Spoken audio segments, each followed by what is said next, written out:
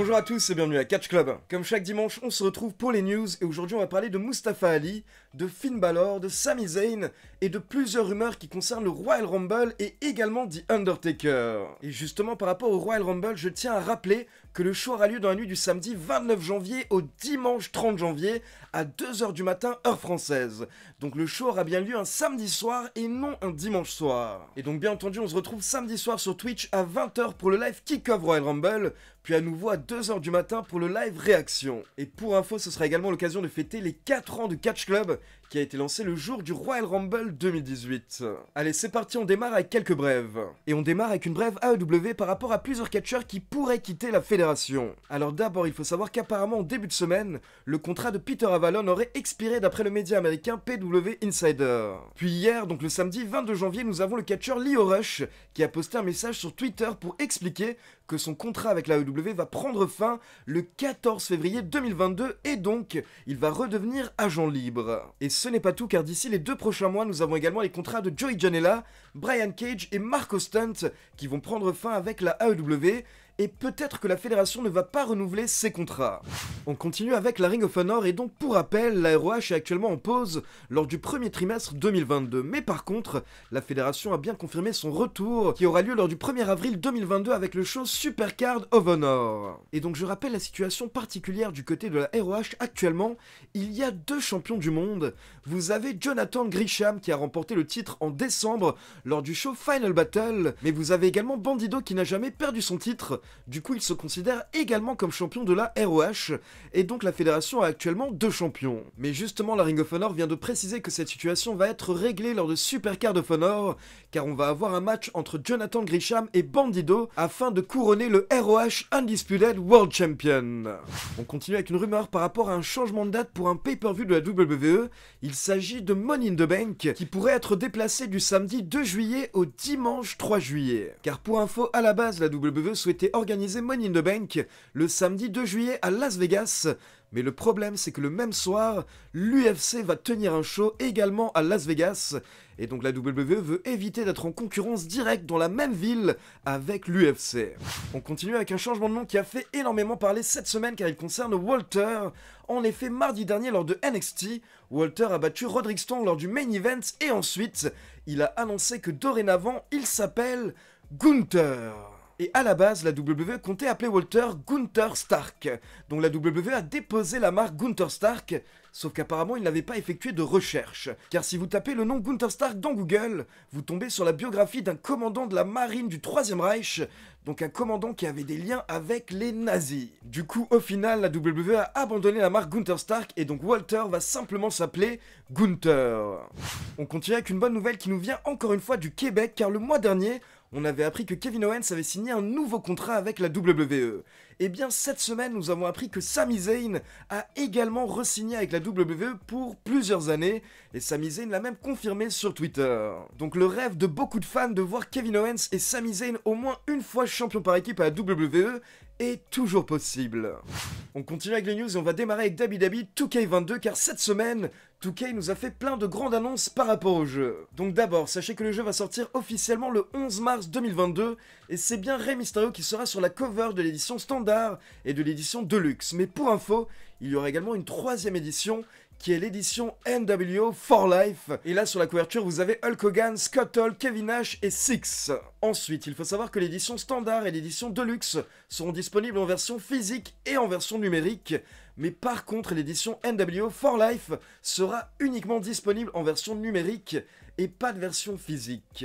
Et donc le jeu sera disponible sur les nouvelles consoles PlayStation 5, Xbox Series, mais également sur les anciennes consoles type PlayStation 4, Xbox One et PC. Et une autre précision pour ceux qui ne veulent vraiment pas attendre, sachez que la version NWO sera disponible à partir du 8 mars, donc 3 jours avant le lancement officiel du jeu. Et sachez également que si vous précommandez l'édition standard ou le bundle numérique, vous aurez en bonus un pack immortel The Undertaker. Et ce pack sera également inclus dans l'édition Deluxe et dans l'édition NWO. Donc pour info, toutes les infos sont résumées dans un article sur catchclub.fr, je vous laisse le lien dans la description. Et dans l'article, vous avez également la nouvelle bande-annonce qui est sortie cette semaine et qui est vraiment très cool.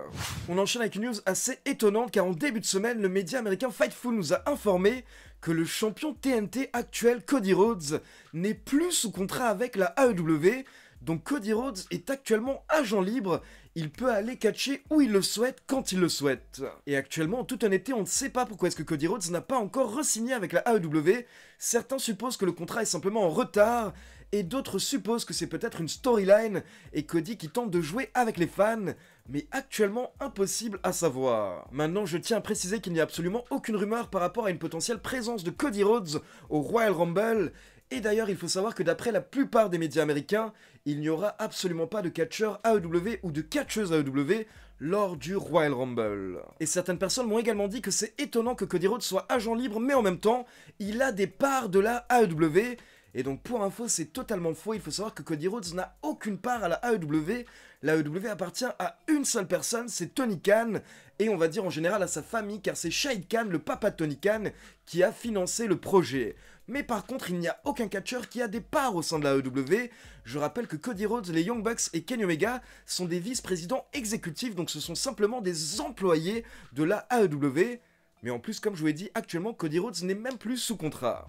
On continue avec une autre news à laquelle on s'attendait pas forcément, car en début de semaine, nous avons la superstar Mustafa Ali qui a posté un message sur Twitter où il a déclaré qu'il souhaite quitter la WWE. En effet, Mustafa Ali a posté une petite vidéo sur Twitter dans laquelle il explique qu'il a un message à faire passer, et malheureusement, malgré tous ses efforts, il ne peut pas délivrer ce message au sein de la WWE. Donc il demande à la WWE de le libérer de son contrat. Et donc quelques petits détails par rapport à Mustafa Ali, il faut savoir qu'à la base, il s'était absenté au mois de novembre car sa femme allait accoucher.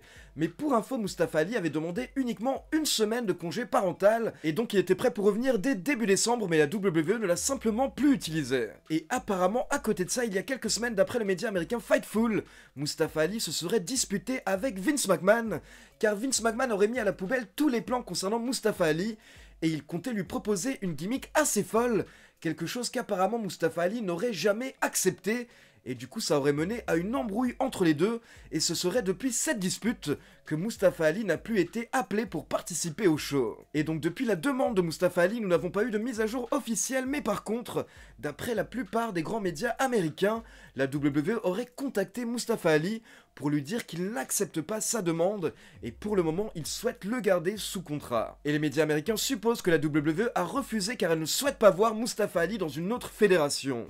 On continue avec une rumeur qui est une mauvaise nouvelle par rapport à Finn Balor, car d'après le média américain Wrestling Observer, Vince McMahon aurait totalement abandonné par rapport à Finn Balor et le fait de faire de Finn Balor un main eventer. En effet, le média précise qu'apparemment Vince McMahon n'a jamais réellement cru en Finn Balor et dorénavant, le but est simplement de le laisser dans le mid-card et Finn Balor devrait prendre le rôle qu'avait Jeff Hardy ces derniers mois. Donc en gros, il va avoir des matchs dans le milieu de la carte et il va surtout être là pour aider les jeunes nouveaux talents.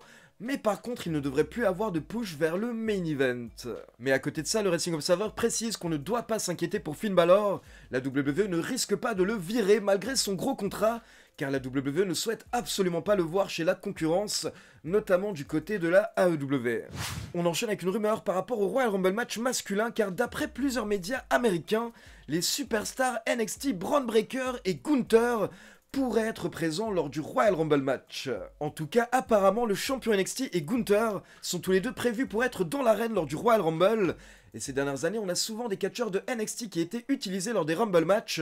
Donc peut-être que cette année, les surprises seront Bron Breakker et Gunther. Et à côté de ça, j'en profite pour préciser que d'après le média américain WrestleVotes, les officiels de la WWE seraient déçus par les premiers mois de NXT 2.0 et par le fait que les fans ne s'attachent pas aux nouvelles superstars de ce nouveau NXT. Et il y a pas mal de gens qui supposent qu'il y a eu trop de changements d'un coup à NXT, et ça a repoussé une grande partie des fans.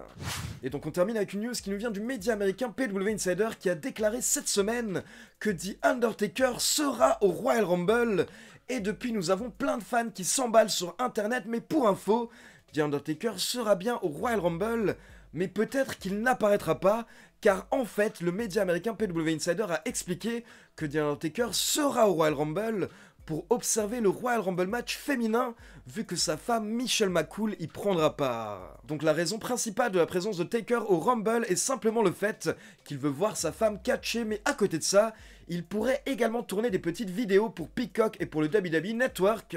Et comme vous le savez, tout est possible dans le monde du catch, donc PW Insider précise que si la WWE le souhaite, ils feront peut-être faire une petite apparition à Taker lors du Royal Rumble, mais ça c'est une rumeur, ce n'est absolument pas confirmé pour le moment. Donc voilà, c'est tout pour les news, maintenant comme d'habitude c'est à vous, n'hésitez pas à me laisser vos avis dans les commentaires, dites-moi si vous souhaitez voir The Undertaker au Royal Rumble, et comme d'habitude n'oubliez pas de liker la vidéo, de vous abonner à la chaîne et de cliquer sur la petite cloche pour être informé de la sortie des prochaines vidéos.